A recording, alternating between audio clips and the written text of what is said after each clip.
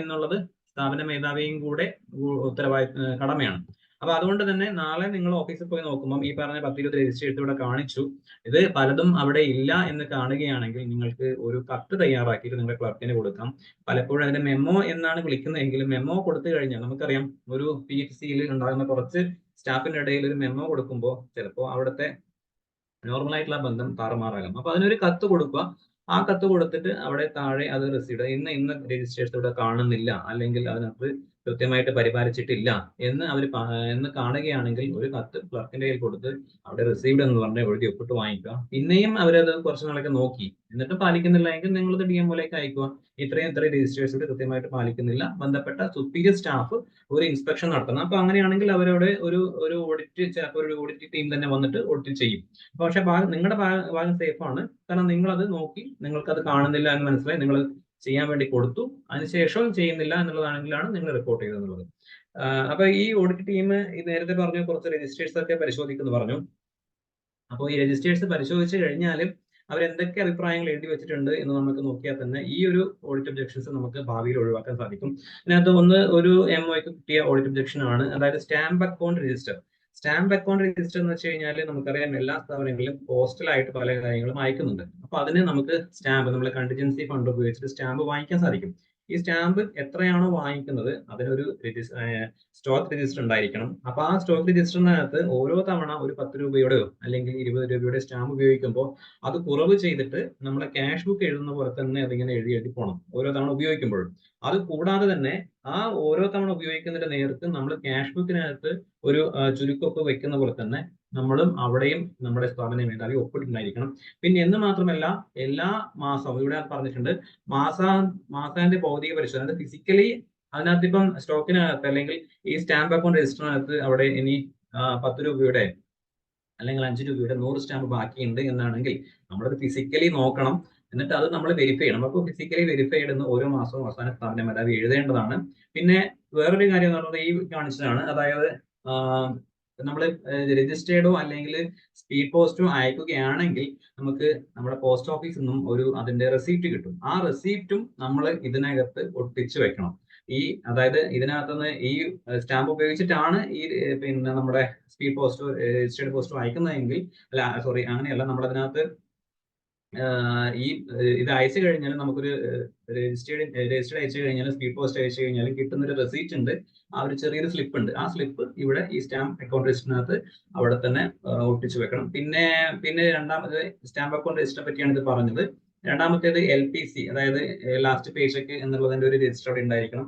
പിന്നെ cadre register, അതായത് നമ്മൾ എത്ര ജീവനക്കാർ അവിടെ ഉണ്ടോ അല്ലെങ്കിൽ നേരത്തെ തന്നെ അവിടെ വർക്ക് ചെയ്ത ജീവനക്കാരുടെ എല്ലാ വിവരങ്ങളും, അവരുടെ പ്രൊബേഷൻ ഡിക്ലെയർ ആയി കഴിഞ്ഞാലും ഇൻക്രിമെന്റ് വാങ്ങിച്ചായി കഴിഞ്ഞാലും അവരുടെ പിന്നെ PSC അപ്പോയിന്റ്മെന്റിന്റെ ഓർഡർ നമ്പർ ആയി കഴിഞ്ഞാലും അങ്ങനെ കുറെ കാര്യങ്ങൾ, അതായത് ഒരു സ്റ്റാഫിനെ കുറിച്ചിട്ട് അവർക്ക് ഒരു ഔദ്യോഗികമായിട്ട് അറിയേണ്ട എല്ലാ കാര്യങ്ങളും അതൊരു രജിസ്റ്ററിനകത്ത് സൂക്ഷിക്കുന്നതിനെയാണ് കേഡർ രജിസ്റ്റർ എന്ന് പറയുന്നത്. അപ്പോൾ ഒരു വലിയ സ്ഥാപനങ്ങളൊക്കെ ആണെങ്കിൽ ഒരുപാട് വലുതായിരിക്കും. അതേസമയം തന്നെ കുറച്ച് സ്റ്റാഫ് കുറഞ്ഞ സ്ഥാപനങ്ങളാണെങ്കിൽ അത്രയും സ്റ്റാഫിന് 20 സ്റ്റാഫ് ഒക്കെ ഉള്ള സ്ഥാപനങ്ങളാണെങ്കിൽ അത്രയും സ്റ്റാഫിന്റെ ഇത്രയും വിവരങ്ങൾ സൂക്ഷിക്കുന്നതിനാണ് കേഡർ രജിസ്റ്റർ എന്ന് വിളിക്കുന്നത്.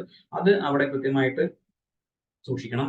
അതുപോലെ തന്നെ നമ്മുടെ അസറ്റ് എന്തൊക്കെയാണോ ഉള്ളത് ആ അസറ്റ് ഒക്കെ നമ്മൾ അത് ഭൗതികമായി കഴിഞ്ഞാൽ, അതായത് നമ്മുടെ ചിലപ്പോൾ വണ്ടി സ്റ്റോക്കിലുള്ള ആൾക്കാരുണ്ടാകും, അതുപോലെ തന്നെ നമ്മുടെ ലാൻഡ് എത്രയാണ്, അങ്ങനെയൊക്കെയുള്ള കാര്യങ്ങൾ. അപ്പോൾ അങ്ങനെയുള്ള കാര്യങ്ങളിലേക്ക് സൂക്ഷിക്കുന്നതാണ് ആസ്തി രജിസ്റ്റർ, അതും പരിപാലിക്കേണ്ടതാണ്. പിന്നെ PF-ൽ നിന്നും സ്റ്റാഫിന് നമ്മൾ അഡ്വാൻസ് ചെയ്ത് കൊടുക്കാറുണ്ട്, അഡ്വാൻസ് എമൗണ്ട് കൊടുക്കാറുണ്ട് നമ്മുടെ സ്റ്റാഫിന്. അപ്പൊ അങ്ങനെ കൊടുക്കുമ്പോൾ അത് PF അഡ്വാൻസ് രജിസ്റ്ററിനകത്ത് എഴുതുകയാണ് വേണ്ടത്. പിന്നെ സ്ഥാപനത്തിലുള്ള ഫർണിച്ചറിന്റെ രജിസ്റ്റർ സൂക്ഷിക്കേണ്ടത് ഓഫീസിൽ തന്നെയാണ്. അപ്പൊ അതിനൊരു ഫർണിച്ചർ രജിസ്റ്റർ ഉണ്ടായിരിക്കണം. ഇതിന്റെയൊക്കെ ഫോർമാറ്റ് പറഞ്ഞ പോലെ നമ്മുടെ രജിസ്ട്രേഷൻ ഫോർമാറ്റുണ്ട്. പിന്നെ ഫാമിലി ബെനിഫിറ്റ് സ്കീമാണ് നേരത്തെ ഉണ്ടായിരുന്നത്, ഇപ്പോൾ നിർത്തലാക്കിയിട്ടാണുള്ളത്. നേരത്തെ ഉണ്ടായിരുന്നുണ്ടെങ്കിൽ അപ്പോൾ അതിനകത്തുള്ള ആൾക്കാരുടെ ലിസ്റ്റും കാര്യങ്ങളും അതിനകത്ത് ഉണ്ടായിരിക്കണം. പിന്നെ ഇൻക്രിമെന്റ് വാങ്ങുന്നതിന് ഒരു ഇൻക്രിമെന്റ് രജിസ്റ്റർ വേറെ തന്നെ വെക്കണം. പിന്നെ ഒരെണ്ണം എന്നുള്ളത് നമ്മുടെ സ്ഥാപനത്തിലുണ്ടായിരിക്കേണ്ടത് മൂവ്മെന്റ് രജിസ്റ്റർ ആണ്. മൂവ്മെന്റ് രജിസ്റ്റർ പലപ്പോഴും ഓഫീസിൽ ചിലപ്പോൾ ഉണ്ടാകാം, ചിലപ്പോൾ ഉണ്ടാകാറില്ല. ഉണ്ടായെങ്കിൽ തന്നെ ചിലപ്പോൾ അതിനകത്ത് കൃത്യമായിട്ട് എഴുതാറില്ല. പക്ഷെ അതിനകത്ത് കൃത്യമായിട്ട് മൂവ്മെന്റ് രജിസ്റ്റർ സൂക്ഷിക്കുകയും ഓഫീസിലെ സ്റ്റാഫ് പുറത്തു പോകുന്ന സമയത്താണ് അത് പ്രധാനമായിട്ട് ഉപയോഗപ്പെടുത്തുന്നത്. അപ്പോൾ മൂവ്മെന്റ് രജിസ്റ്റർ നമ്മൾ കൃത്യമായിട്ട് പരിപാലിക്കുകയും ചെയ്തിട്ടുണ്ടാവണം. അതുപോലെ തന്നെ ഓഫീസിലെ കാര്യം കഴിഞ്ഞിട്ടില്ല. PHC ഒരു ക്ലർക്ക് സൂക്ഷിക്കേണ്ടതായ 2 പ്രത്യേക രജിസ്റ്ററുകളുണ്ട്. അത് ഒന്ന് ഡിസ്ട്രിബ്യൂഷൻ രജിസ്റ്ററും രണ്ടാമത്തേത് പേഴ്സണൽ രജിസ്റ്ററുമാണ്. ഡിസ്ട്രിബ്യൂഷൻ രജിസ്റ്റർ എന്ന് വെച്ച് കഴിഞ്ഞാൽ ഒരു ഓഫീസിൽ അത് ഒരെണ്ണം മാത്രമേ ഉണ്ടാവുള്ളൂ. ഒരു ഓഫീസിലേക്ക് വരുന്ന ഏത് അതേസമയം പേഴ്സണൽ രജിസ്റ്റർ ആണെങ്കിൽ ഓരോ ക്ലർക്കിനും 1 വീതം ഉണ്ടാകും. ഡിസ്ട്രിബ്യൂഷൻ രജിസ്റ്ററിന്റെ കാര്യം പറയുകയാണെങ്കിൽ ഓരോ സ്ഥാപനത്തിലേക്ക്, ഒരു ഓഫീസിലേക്ക് എന്ത് കമ്മ്യൂണിക്കേഷൻ, അത് മെയിൽ ആയിക്കോട്ടെ, പോസ്റ്റ് ആയിക്കോട്ടെ, തപാൽ ആയിക്കോട്ടെ, ഫോൺ കമ്മ്യൂണിക്കേഷൻ ആയിക്കോട്ടെ, അല്ലെങ്കിൽ എന്തെങ്കിലും അപ്ലിക്കേഷൻസ് തരുന്നതായിക്കോട്ടെ, അപ്പൊ അതെല്ലാം ചേർക്കേണ്ട ഒരു ബുക്ക് ആണ് അല്ലെങ്കിൽ ഒരു രജിസ്റ്റർ ആണ് ഡിസ്ട്രിബ്യൂഷൻ രജിസ്റ്റർ എന്നുള്ളത്. അത് ഓരോ വർഷത്തേക്കും ഒന്നാണ് വേണ്ടത്. ആ ഓരോ വർഷവും തീർന്നു കഴിഞ്ഞു കഴിഞ്ഞാൽ അത് മീൻസ് കലണ്ടർ ഇയർ തീർന്നു കഴിഞ്ഞാൽ, ബുക്ക് തീരുമ്പോഴല്ല, കലണ്ടർ ഇയർ തീർന്നു കഴിഞ്ഞാൽ അടുത്ത ഒരു രജിസ്റ്റർ തുടങ്ങണം. അങ്ങനെയാണ്. പിന്നെ ഇതിന്റെ അവസാനം ഒരു ഡിസ്പോസൽ അതൊക്കെ എഴുതിയിട്ടുണ്ട്. അത് നമ്മൾ അറിഞ്ഞിരിക്കേണ്ട കാര്യമെന്നില്ല. കാരണം ഒരു കത്ത് അല്ലെങ്കിൽ ഒരു ഈ പറഞ്ഞ കമ്മ്യൂണിക്കേഷൻ എങ്ങനെയാണ് അത് അവസാനിപ്പിക്കുന്നത്, റീറ്റെയിൻ ചെയ്യണോ അല്ലെങ്കിൽ പിന്നീട് അത് ഡിസ്ട്രോ ചെയ്യണോ അല്ലെങ്കിൽ മറ്റാർക്കെങ്കിലും അയച്ചു കൊടുക്കണോ, അങ്ങനെയൊക്കെയുള്ള കാര്യങ്ങളിലാണ് ഈ ഒരു RDKL എന്നുള്ളത്. അത് നമുക്ക് അറിയണമെന്നില്ല. MOPയിൽ വരുന്ന ഒരു കാര്യമാണ്. പിന്നെയുള്ളത് പേഴ്സണൽ രജിസ്റ്റർ ആണ്. ഈ ഒരു രജിസ്റ്റർ എന്ന് പറയുന്നത് ഒരു ക്ലർക്ക് അയാൾക്ക് വരുന്ന അല്ലെങ്കിൽ അയാൾ ചെയ്യുന്ന ജോലിയുടെ എല്ലാ കാര്യങ്ങളും സൂക്ഷിക്കുന്നത് ഈ പേഴ്സണൽ രജിസ്റ്ററാണ്. അതായത് ഒരു ഓഫീസിനകത്ത് ആദ്യം ഒരു കമ്മ്യൂണിക്കേഷൻ കിട്ടിക്കഴിഞ്ഞാൽ അത് ഡിസ്ട്രിബ്യൂഷൻ രജിസ്റ്ററിനകത്ത് ചേർക്കുകയാണ് ചെയ്യുക. വലിയ ഒരുപാട് സെക്ഷൻ ഉള്ള ഒരു ഓഫീസിലാണെങ്കിൽ അത് A1 അല്ലെങ്കിൽ A2 അല്ലെങ്കിൽ B സെക്ഷൻ ഒക്കെയാണ് കൊടുക്കേണ്ടതെങ്കിൽ അവർക്ക് കൈമാറി കഴിഞ്ഞാൽ, അങ്ങനെ ആ ഒരു A1 സെക്ഷനിൽ ഇരിക്കുന്ന ക്ലർക്കിന് അത് കിട്ടിക്കഴിഞ്ഞാൽ ആ ക്ലർക്ക് അത് എൻട്രി ചെയ്യേണ്ട, തനിക്ക് കിട്ടിയ കമ്മ്യൂണിക്കേഷൻ അല്ലെങ്കിൽ ആ ഒരു ഫയൽ എൻട്രി ചെയ്യേണ്ട ഒരു രജിസ്റ്റർ ആണ് ഈ പേഴ്സണൽ രജിസ്റ്റർ എന്ന് പറയുന്നത്. അതൊരു ക്ലർക്കിന് ഒരു PR ആണ്. PR എന്നാണ് ഇതിന്റെ ചുരുക്കപ്പേര് വിളിക്കുന്നത്. മലയാളത്തിലാണെങ്കിൽ അതിന് തൻപതി വീട് എന്ന് പറയും. അപ്പോൾ അതിനകത്ത് ഒരു പേജിനകത്ത് പരമാവധി 3 എൻട്രി ആണ് വേണ്ടത്. അതുപോലെ തന്നെ ഇതും ഓരോ വർഷത്തേക്കും ഒന്നാണ്, ഒരു കലണ്ടർ ഇയറിലേക്ക് ഒന്നാണ്. അപ്പോ കഴിഞ്ഞ വർഷത്തെ കുറച്ച് കാര്യങ്ങൾ ചിലപ്പോൾ ഇപ്രാവശ്യം ചെയ്യാനുണ്ടാകും. അതുകൊണ്ട് തന്നെ ഈ PR-ന്റെ ആദ്യത്തെ കുറച്ച് പേജുകൾ വിട്ടിട്ടാണ് അത് തുടങ്ങേണ്ടത്. കുറച്ചധികം പേജുകൾ. അപ്പോൾ ഞാനത് പറയാൻ കാരണം എന്ന് വെച്ച് കഴിഞ്ഞാൽ ചിലപ്പോൾ നമ്മളിത് അറിയാത്ത ആൾക്കാർ അത് നമ്മൾ ചെക്ക് ചെയ്യുമ്പോൾ, ഇത് എന്തായാലും ചെക്ക് ചെയ്യേണ്ടതാണ് ഓഫീസ് മേധാവി. ഇത് ചെക്ക് ചെയ്യുന്ന സമയത്ത് ചിലപ്പോൾ ആദ്യത്തെ പേജ് വിട്ടിട്ട് കാണും. അപ്പൊ നമ്മൾ ചോദിക്കേണ്ട കാര്യമില്ല എന്തിനാണ് പേജ് വിട്ടത്. പേജ് വിടുക എന്നുള്ളത് ഡിഫോൾട്ട് ആയിട്ട് ഒരു കാര്യമാണ്. പേജ് നിർബന്ധമായിട്ടും വിടേണ്ടതാണ്. അപ്പോൾ ഈ വലതുഭാഗത്ത് കാണുന്ന കോളങ്ങൾ 10 കോളങ്ങളാണ് ഇതിനകത്ത് ഉണ്ടാവുക. അത്തരത്തിലൊരു ഡിസ്ട്രിബ്യൂഷൻ രജിസ്റ്റർ ചേർത്തതാണ് ഇതിനകത്ത് കാണുന്നത്. ഇതിനകത്ത് നേരത്തെ പറഞ്ഞതിൽ നിന്ന് നോക്കിക്കഴിഞ്ഞാൽ ഒരു തെറ്റുണ്ട്. ആ തെറ്റ് എന്താണെന്ന് ആർക്കെങ്കിലും പറയാൻ സാധിക്കുമോ? നേരത്തെ ഞാൻ പറഞ്ഞു ഇതെങ്ങനെയാണ്.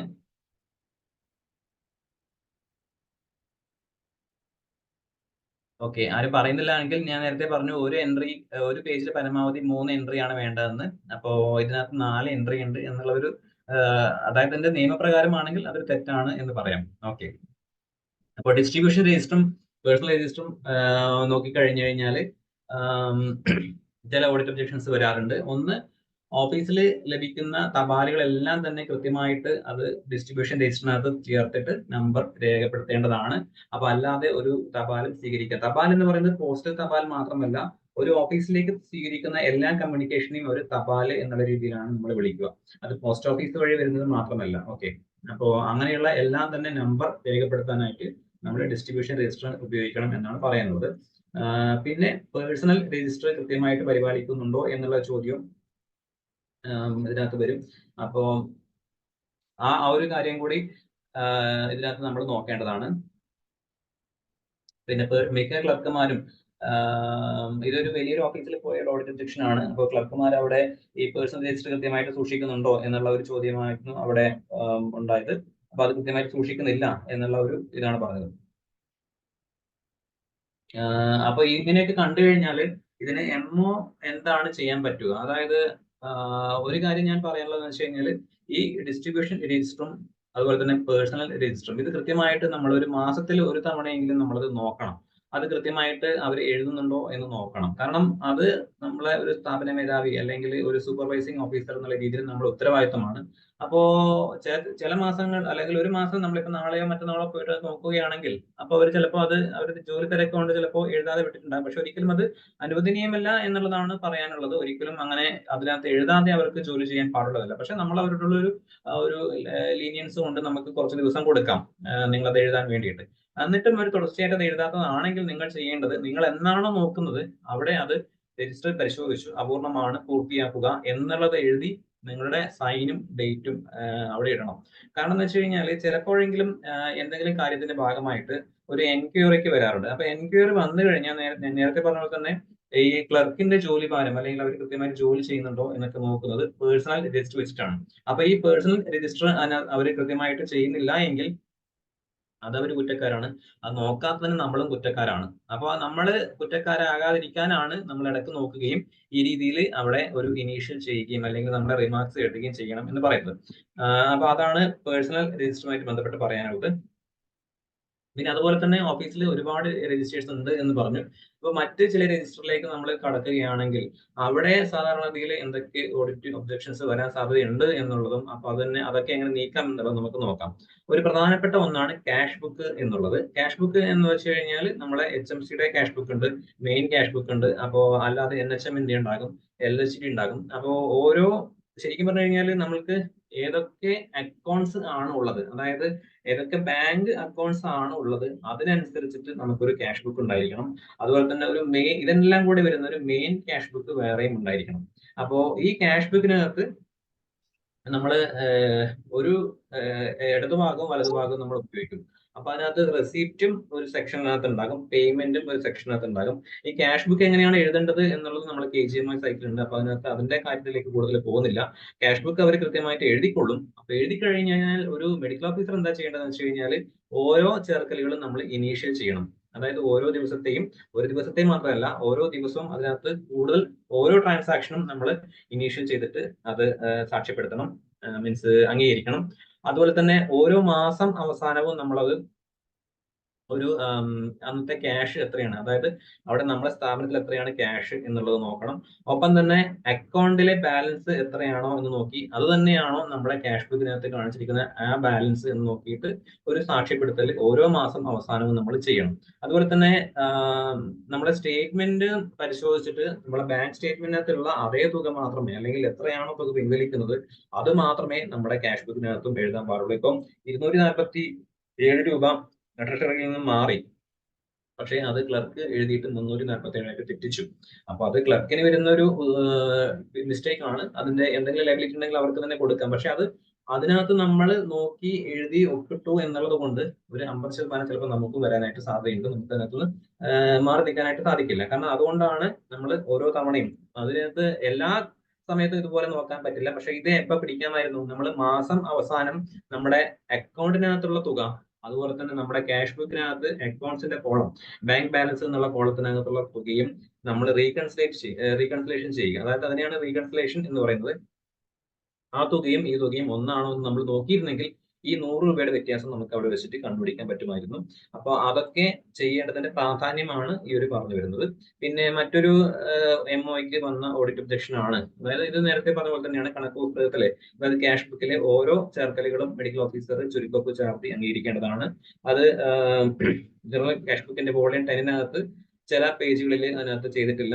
അതുപോലെ തന്നെ ഇതിനകത്ത് വൈറ്റ്നർ ഉപയോഗിക്കാൻ പാടില്ല എന്നുള്ളതാണ് മറ്റൊരു കാര്യം. ക്യാഷ് ബുക്കിൽ തെറ്റ് സംഭവിച്ചു കഴിഞ്ഞാൽ അത് തടഞ്ഞ് അതിന്റെ മുകളിൽ ഒരു പുതിയ തുക ചേർത്തിട്ട് നമ്മൾ അവിടെ ഒരു ഇനീഷ്യൽ ചെയ്യുകയാണ്, MO ഒരു ഇനീഷ്യൽ ചെയ്യുകയാണ് വേണ്ടത്. ഒരിക്കലും വൈറ്റ്നർ ഉപയോഗിച്ചിട്ട് അത് മാറ്റാനായിട്ട് സാധിക്കില്ല. കാരണം എന്ന് വെച്ച് കഴിഞ്ഞാൽ നമുക്ക് തെറ്റ് പറ്റുന്നത് സ്വാഭാവികമാണ്. അപ്പൊ എന്താണ് തെറ്റിയത്